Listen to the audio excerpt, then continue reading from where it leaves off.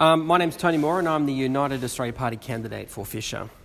I'm a tradie, but I also have lots of other qualifications. I have qualifications in behavioural science, psychology, legal studies, statutory child protection.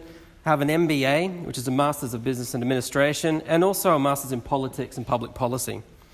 I've worked in child protection for many years and still run my businesses in cabinet making. I've also worked in the music industries, the arts and the building industry. I've actually been in politics for 11 years now and run as a candidate in many elections. The last time I ran in Fisher was in 2013. It's been interesting listening to the discourse from the candidates and the political animals that sort of surround politics each year over the last few weeks. And it seems that right now we're all fairly blissfully, happily sitting in the middle of the eye of the storm of COVID, floating merrily along the planned vaccine highways and economies towards the great global reset, that fourth revolution towards globalism, all of which I actually reject.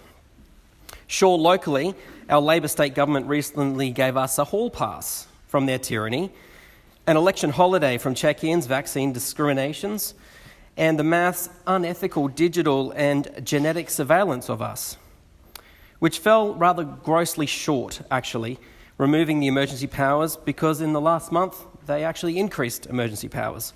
It's not really a way to get back to normal.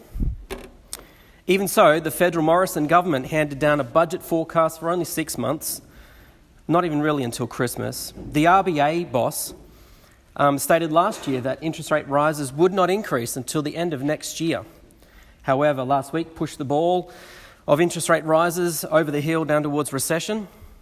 But with all this excitement, let's not forget the difficulty and trauma experienced over the last 2 years by our government-led lockdowns, vaccine mandates, vaccine passports, lockouts, the social division, discrimination that has impacted and destroyed many families here on the Sunshine Coast, particularly in our rural and regional ones.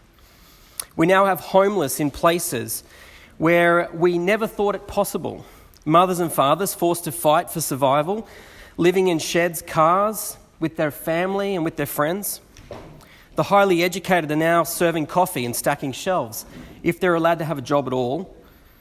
And the ever-reducing job market for the unvaccinated makes it impossible to get a job. The fully vaccinated are employed, but no longer really the best of the best, because it turns out all you really need is a vaccine. But even so, our young people are struggling. Increases in suicide are more frequent, making mental health really the pandemic of our future. And still we have people screaming over the top about things like climate change and less immediate concerns. I think it's time we prioritise our people first. Simply with all the chaos, bungled responses, and our elected representatives and Prime Minister missing in action, it's no wonder the Governor-General didn't even invert their own flag as a sign of distress. But it wasn't just the Liberal government. Sure, in New South Wales they were pretty horrible, but Labor in Victoria, Western Australia, even Queensland, it made no difference whether they were red or blue. They all showed their true colours, a hunger for power and control that must be stopped.